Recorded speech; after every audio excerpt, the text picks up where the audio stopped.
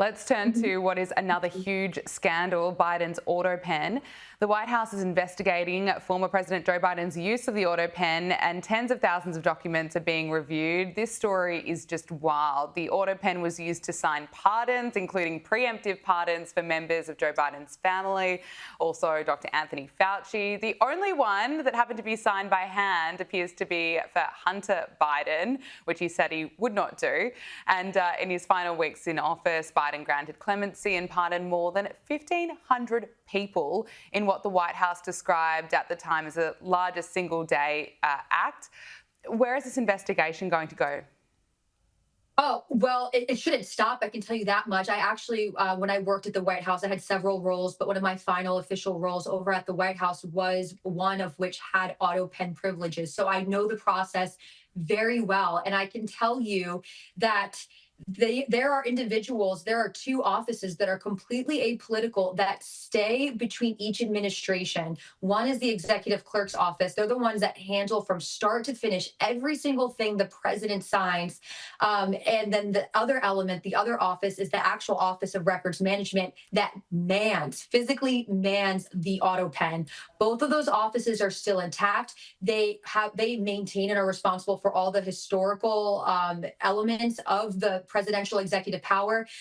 They know who is utilizing the Autopen because once the whole process is delegated in writing. And so it would begin that process by the staff secretary. And when the staff secretary starts an email thread, it has the executive clerk's office following the whole entire process with the Office of General Counsel, being the White House lawyers, and any other entities that need to be involved utilizing Joe Biden, in this case, Joe Biden's signature. The very last action item in that email chain is now it begins with the staff secretary and it ends with the staff secretary. The staff secretary saying, ready for AP, meaning Autopen.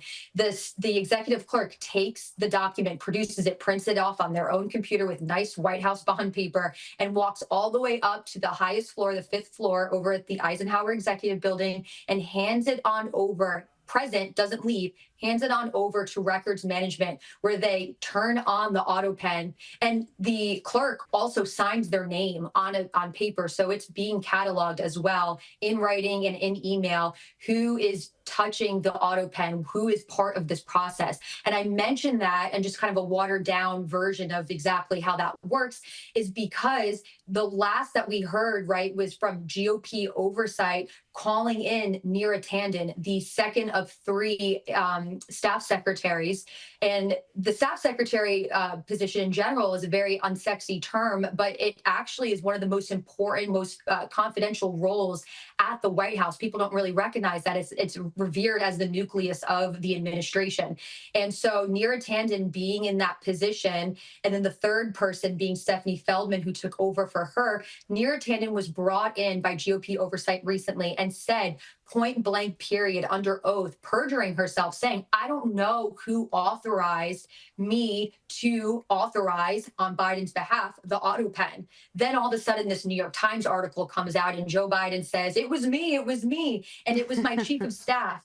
And so now that we're starting to hear this overall cover up, which appears to be in pattern with politics in Washington, D.C., but now you have all three of these people, Biden himself, him saying his chief of staff was also involved in these pardons, that being Jeff Zients. And then again, as I mentioned, the staff secretary is all very guilty in this. And I point that out because you say, what's left of this? Well, for the Autopen, in the Constitution, Article 2, Section 2, it says that pardons and clemencies are non-delegable. So that means that power is not being transferred to any individual. For Joe Biden to say, and in this New York Times article, he thinks he's doing a good thing, covering his bases, saying, I approved these things. But he also said that he was delegating Jeff Zients, the chief of staff, to then put that pressure on to the staff secretaries, and then by default, those two offices that I say maintain that process of actually executing the Autopen. So this is a huge mess. Not to mention, as I said earlier, that this is all cataloged in writing. That's the standard operating procedure for Autopen always. No one is ever utilizing that thing unless they have clearance. So what's the right direction here? The right direction is for GOP oversight, if they're serious, and it appears that they are, to continue working with National Archives, because between National Archives and the actual servers at the White House under White House Communications Agency, all that information is right there, because you still have people that were in prior administrations, to include the Biden administration, in those two offices I mentioned, still there at the White House, that could tell you everything. And if they don't tell you everything, it's all in the email. And if it's not in the email, that in and of itself is guilt by omission, because it needs to be cataloged when the Autopen is utilized in place of a sitting president exercising a physical signature. So that's what I have to say about that. I know it's a lot, but I did work closely with it. So no, it's we really appreciate it. It just shows it's absolutely unbelievable. I do want to talk to you about Hunter Biden, because he has spoken out, weighing in on why the Democrats lost the election, and he says it's because of the Democrats' disloyalty to his father. He went on Jamie Harrison's podcast and said, "We lost the last election because we did not remain loyal to the leader of the party." And he went on to say that we had the advantage of an incredibly successful administration and the Democratic Party literally melted down. Wow, that is what Hunter Biden had to say. So nothing to do with the cover-up of Biden's decline, the open borders, the gaslighting from the Democrats, or even the scandal about Hunter Biden himself and the Hunter Biden laptop and the evidence of influence peddling. I mean, Gabrielle, what do you make of what Hunter Biden's had to say? I'm trying very hard not to laugh, because it's not a funny matter, but it kind of is, in the sense of, I mean, just based off the things that you listed out, it's like, can you be more tone deaf? But there is a silver lining here. I never thought that I'd be like, thank you, Hunter Biden. But Hunter Biden saying all of that just proved, not that we needed any more proof of what exactly happened with the Democrats in the last election, where they stole the votes of their own delegates and their own constituents and just installed Kamala Harris. But he just said exactly what we all were thinking. The Democrats turned on Joe Biden and kicked him out so he couldn't run for president again. Yeah, do I think it's crazy he thought that Joe Biden would do great continuing on yet again? That's insane. But what's more insane is that he has no issue in the name of defending his father, saying, yes, the deep state is real here, and they kicked out my dad, and boy, I wish they didn't, because he would have done a great job. All of that is I can't even wrap my head around it. I truly cannot. Finally, Gabrielle, we've got to get to one more topic before I let you go. The Obamas have addressed divorce rumors. They addressed speculation around their marriage on Michelle Obama's podcast. Let's take a look at this. Wait, you guys like each other? Oh yeah, really? Huh? That's so The nice. rumor mill. It's my husband, y'all. She took me back. Now don't start. I can't. It was touch and go for a while. It's so nice to have you both in the same room I together. know. I know, because when we aren't, folks think we're divorced. It's interesting. They've barely been seen together in months, and they're, of course, joking, saying, you know, oh, it was touch and go for a moment, but there's often a lot of truth in some jokes.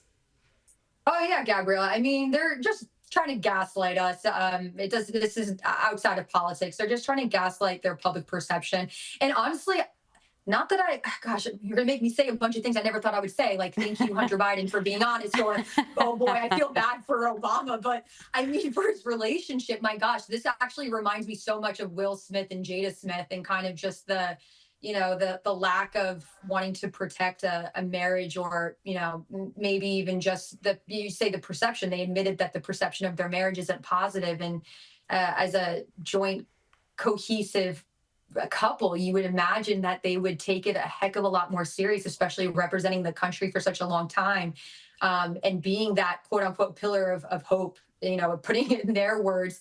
And this looks quite hopeless. Unfortunately, and I don't, champion broken marriages by any means, but they're just it's just silly. It's like a Meghan Markle type of situation, or like I said, the Will Smith couple paradox. I don't like to be a part of it, and this is not fooling anybody. Certainly not fooling me. So, Gabrielle Cuccia, thank you so much for your time. So great to speak to you here on Power Hour. thank you. Appreciate it.